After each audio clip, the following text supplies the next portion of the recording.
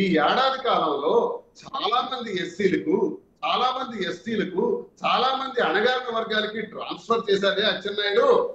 మరి చాలా జరిగినాయి కదా, ఇంతెందుకు మీరే డిప్యూటీ చీఫ్ మినిస్టర్ గా ఉండేటప్పుడు చాలా మందికి ట్రాన్స్ఫర్లు చేశారు కదా. మరి అప్పుడు లేని సమస్య ఇప్పుడు వచ్చిందా? ఈ జిల్లాలో ఏడాదిన్నర కాలంగా ట్రాన్స్ఫర్లు జరుగుతుంటే కనీసం పట్టించుకొని కృష్ణదాస్ ఈ రోజు వైసీపీకి మభ్యపెట్టి జగనన్నకి తప్పుడు సమాచారం ఇచ్చి తప్పుడు సమాచారంతో నువ్వు పరామర్శ చేయించావు కదా. ఇది నేరం కాదా? ఆమె ఒక్కడే ట్రాన్స్ఫర్ అయ్యారా? ఇప్పటికి సుమారు కొన్ని వందల మంది ట్రాన్స్ఫర్ అయినారు కదా ఈ ఏడాది కాలంలో. చాలా మంది విఆర్లో ఉన్నారు కదా పోలీసులు. చాలా మందికి జీతాలు కూడా లేకుండా ఇబ్బంది పడుతున్నారు కదా. ఇదన్నీ అచ్చెన్నాయుడు వల్ల జరిగింది కదా. మరి దాని మీద కృష్ణదాస్ స్పందించడా? కుల గజ్జి. అచ్చెన్నాయుడు ఏం చెప్తే కృష్ణదాస్ అదే చేస్తాడు, ధర్మాన ప్రసాద్ ఏం చెప్తే కృష్ణదాస్ అచ్చెన్నాయుడు అదే చేస్తాడు. వీళ్ళు కలిసిపోతారు, జిల్లాని నాశనం చేస్తారు, కాపుల్ని నాశనం చేస్తారు, కాళింగల్ని నాశనం చేస్తారు. నేను ఎందుకు చూస్తూ ఊరుకుంటాను? ఒకవేళ ప్రశ్నించాలంటే ఇప్పుడు నేను ఈ కాగితం మీకు చూపెడుతున్నా, ఇది ఒకసారి చూడండి. ఇతను రాజ్మోహన్ గారు, జనరల్ మేనేజర్ అగ్రికల్చర్ డిపార్ట్మెంట్ లో. ఈయనకు ఒక ఆర్డర్ వేశాడు ఓఎస్డి, అచ్చెన్నాయుడు తాలూకా ఓఎస్డి. ఆర్డర్ ఏంటంటే, నువ్వు యంత్రాలు తయారు చేసే, పరికరాలు తయారు చేసే కంపెనీలతో మా పేషీకి, మంత్రి గారి పేషీకి లింకప్ చేయి. కమిషన్స్ కొన్ని ఉంటాయి, అవి మాట్లాడుకోవాలా, లింకప్ చేయి, నువ్వు మధ్యవర్తిగా ఉండి ఇవన్నీ ఏర్పాటు చేయి అన్నాడు.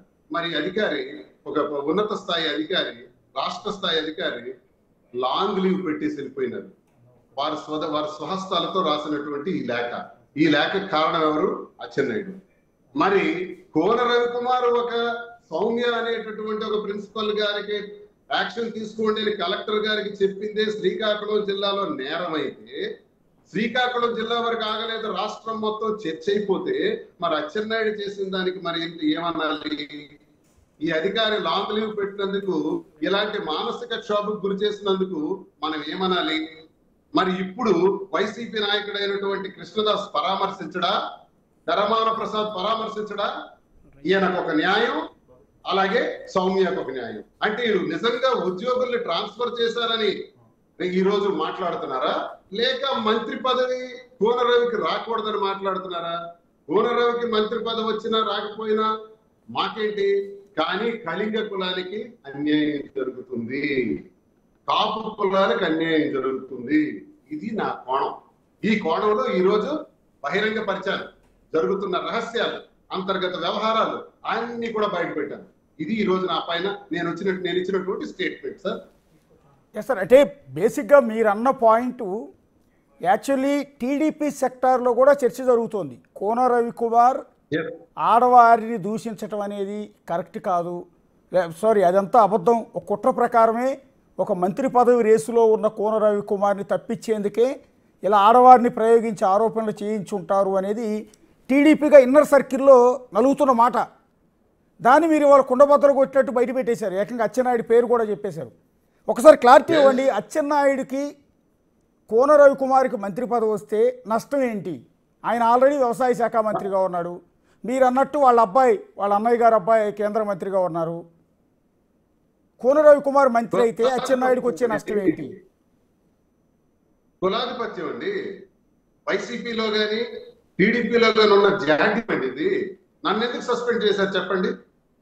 నా ఇంటి గొడవ, నా వ్యక్తిగత గొడవ 2021 సంవత్సరం నుంచి నడుస్తుంది.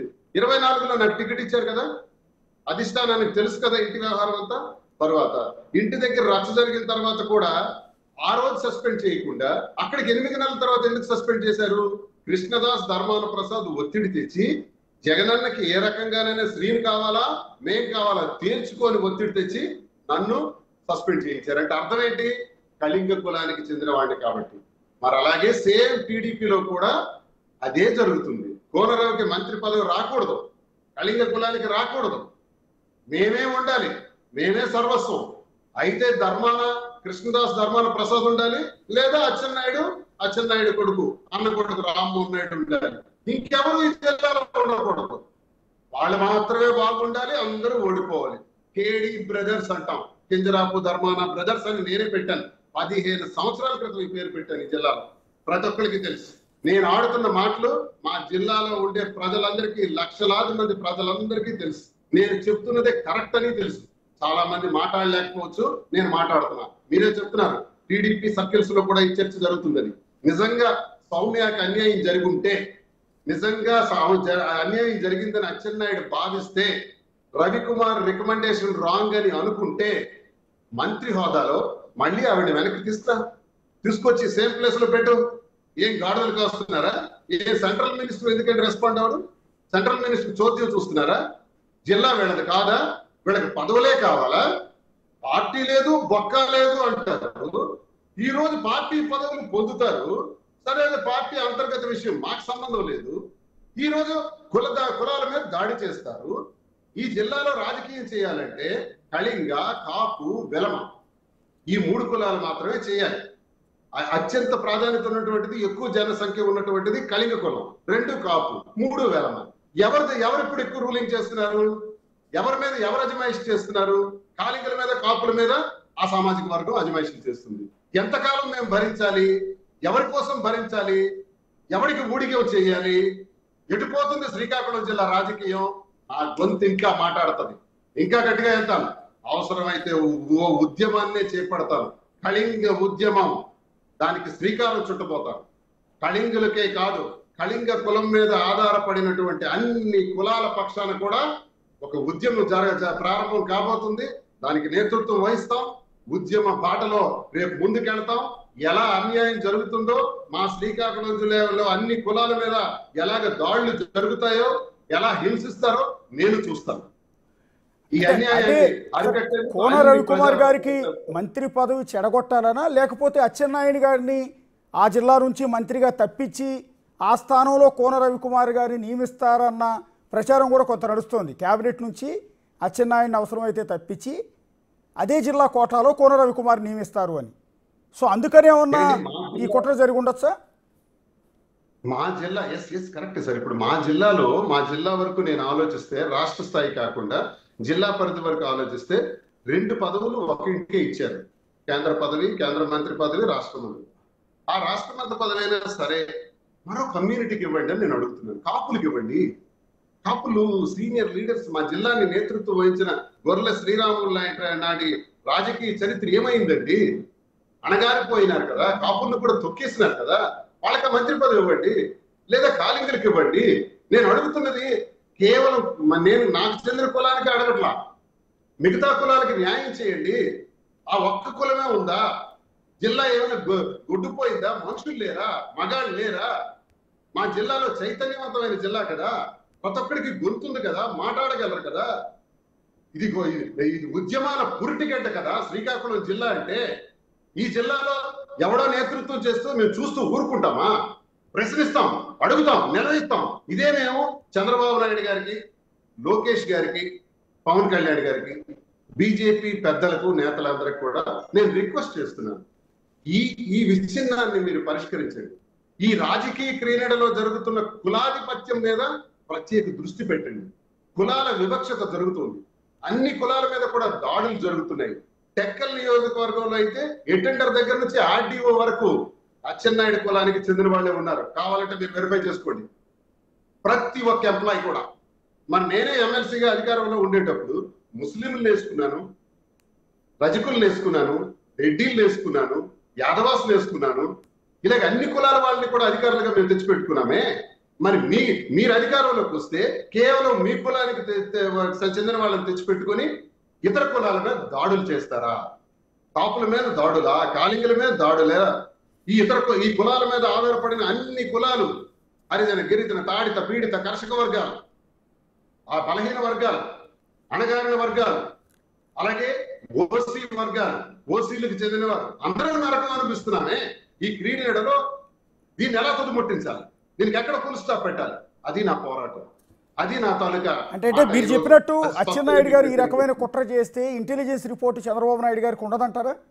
ఒక మంత్రి కావాల్సిన వ్యక్తిని, మంత్రి అయ్యే అవకాశాలు ఉన్న వ్యక్తి మీద ఒక మహిళను ప్రయోగించి అతన్ని అబాసు పాలు చేసి మీడియాలో హడావిడిచి క్రియేట్ చేసి మంత్రి పదవి దక్కకుండా ఇంకొకరు తమ పార్టీకే చెందిన ఇంకో మంత్రి అచ్చెన్నాయుడు కుట్ర చేస్తున్నారన్న విషయం ఇంటెలిజెన్స్ ద్వారా రాష్ట్ర ప్రభుత్వానికి చంద్రబాబు నాయుడు గారికి తెలియదంటారా?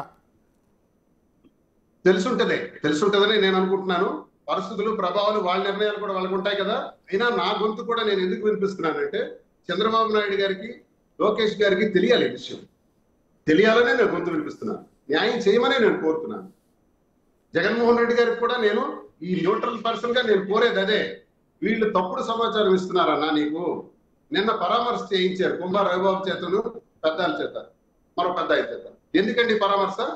ఆ పరామర్శ చేసిన కృష్ణదాస్ అంటే తప్పుడు సమాచారం ఇచ్చాడు జగన్ అన్నకి. తప్పుడు సమాచారం ఇచ్చి అచ్చెన్నాయుడుతో చేతులు కలిపి ఈ జిల్లా రాజకీయాన్ని వైసీపీలో నాశనం చేస్తున్నాడు కృష్ణదాస్, ధర్మాన ప్రసాద్. ఇది కూడా నేను గట్టిగా మాట్లాడుతున్నాను. ఈ వాయిస్ కూడా జగనన్నకి వెళ్ళాలన్నదే నా కోరిక. అలాగే తెలుగుదేశంలో ఆ పార్టీలో జరుగుతున్నటువంటి అన్యాయం కూడా చంద్రబాబు నాయుడు గారి దృష్టికి వెళ్ళాలన్నదే నా కోరిక. రెండు కూడా నా ఫైట్ రెండు వైపులా కూడా ఉంది. ఈ రెండు వైపులా అక్కడ న్యాయం జరగాలి కులాల ప్రాతిపదికన. ఇక్కడ వైసీపీలో కూడా జగనన్నకు చెప్పి తప్పుడు సమాచారం చెప్పి నిన్న పరామర్శ చేయించి అవాస్తవాలైంది. ఇక్కడ వైసీపీ తప్పు చేశారు, నిన్న చాలా పొరపాటు చేశారు. పొరపాటు చేసి ఈ రోజు నిన్న పరామర్శ చేయించారు. మరి ఎంతమంది ఎస్సీలకి అచ్చెన్నాయుడు ట్రాన్స్ఫర్ చేశాడు? మరి వాళ్ళకి పరామర్శ చేయమా? ఎంతమంది ఎస్టీలకి ట్రాన్స్ఫర్ చేయించాడు? వాళ్ళకి మరి పరామర్శ చేయించడా ఈ కృష్ణదాస్ జిల్లా పార్టీ అధ్యక్షుడు? మరి మరి వాళ్ళందరి సంగతి ఏంటి? వాళ్ళకి జరిగిన అన్యాయం ఏంటి? ఏడాదిన్నర కాలంగా జరుగుతున్నటువంటి అన్యాయం పైన ఏం చేద్దాం? పరామర్శ చేస్తామా చేయమా? ఇప్పుడు రాజ్మోహన్ గారికి అన్యాయం జరిగింది, లాంగ్ లీవ్ పెట్టారు. మరి కృష్ణదాస్ వైసీపీ అధినాయకత్వానికి చెప్పి పరామర్శ చేయించగలడా? తమ్ముందా? రాజకీయ క్రీడలో జరుగుతున్న మోసం, కుట్ర, దగ, కింజరాపు సోదరులు, ధర్మాన సోదరులు కలిపి ఆడుతున్న ఈ నాటకాన్నే నేను చీల్చి చెండాడాను. ఈ రోజు కొత్త పాయింటే మీరు అన్నట్టు సీన్ గారు, ఇది చాలా ఇంట్రెస్టింగ్ ఇష్యూ. ఇప్పుడు ఆది నుంచి అచ్చెన్నాయుడు ఫ్యామిలీ తెలుగుదేశం పార్టీ, ఆది నుంచి ధర్మాన ప్రసాద్ గారు, కృష్ణదాస్ గారు మొదట కాంగ్రెస్, తర్వాత వైఎస్ఆర్ కాంగ్రెస్ పార్టీ. సో ఒక విధంగా చెప్పాలంటే ఆ జిల్లాలో ఈ రెండు కుటుంబాల మధ్య పొలిటికల్ వార్ అనేది ఉంటుందని మేము అనుకుంటున్నాం. అంటే రెండు బద్ధశత్రువులని. కానీ మీరు చెప్తున్న ఈక్వేషన్ ఏంటంటే ధర్మాన ప్రసాద్, ధర్మాన కృష్ణదాస్ బ్రదర్స్ అండ్ కింజారపు అచ్చెన్నాయుడు వీళ్ళందరూ కూడా ఒకటే కలిసి రాజకీయం చేస్తున్నారు అంటున్నారు. అది సింక్ అవట్లేదు, అది ఎవరికి తెలియని విషయం. బహుశా వీళ్ళు కలిసి రాజకీయం చేస్తున్నారని గత 25 సంవత్సరాల నుంచి నడుస్తుంది. దువ్వాడ శ్రీనివాస్ గా కాంగ్రెస్ పార్టీలో 2007లో నేను సస్పెండ్ అవ్వడానికి కారణం ధర్మాన ప్రసాద్. రాజశేఖర్ రెడ్డి గారు ముఖ్యమంత్రిగా, నేను జిల్లా పరిషత్ వైస్ చైర్మన్ గా ఉండేటప్పుడు, ప్రసాద్ రెవెన్యూ మినిస్టర్ గా ఉండేటప్పుడు. కారణం ఏంటంటే ఎర్రన్నాయుడుతో ఉన్న లింకుల్ని నేను బయట పెట్టాను కాబట్టి. అప్పుడు నా వయసు 37 సంవత్సరాలు. 2007లో జరిగిన సందర్భం ఇది. ఈ రోజు కూడా మళ్ళీ నన్ను సస్పెండ్ చేయించారు. ఎందుకు? వీళ్ళిద్దరి రహస్యాలు, అంతర్గత రాజకీయాల గురించి నేను మాట్లాడుతున్నాను కాబట్టి, వీళ్ళ రహస్యాల్ని నేను బయట పెడుతున్నాను కాబట్టి. కింజరాపు సోదరులు, ధర్మాన సోదరులు కలిసి 25 సంవత్సరాల నుంచి రాజకీయాలు చేస్తున్నారు. వాళ్లే గెలవాలి, అందరూ ఓడిపోవాలనడానికి నేను వచ్చేడు ఉదాహరణలు చూపెడతాను. ఇన్ని ఉదాహరణలు ఉన్నాయి మన జిల్లాలో. ఎన్ని కావాలంటే అన్ని సాక్ష్యాధారాలతో మీకు చూపెట్టి వచ్చి సంబంధం ఆడ కాదని చెప్పగలరా? అచ్చెన్నాయుడు కాదని చెప్పగలరా? ఇందాక మీరు పేరేదో పెట్టినట్టున్నారు, కేడి అని ఏదో పేరు పెట్టారు. ఏంటంటే అర్థం కాలేదు. కింజరాపు ధర్మాన బ్రదర్స్, ఇది నేను 20 సంవత్సరాల క్రితం ఈ పేరు పెట్టాను.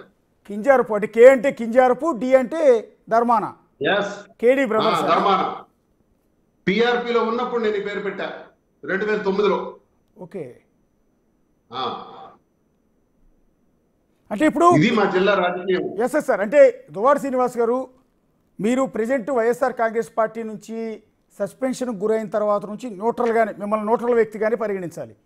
కానీ వాళ్ళు అనూహ్యంగా తెలుగుదేశం పార్టీకి సంబంధించిన ఎమ్మెల్యే కోన రవి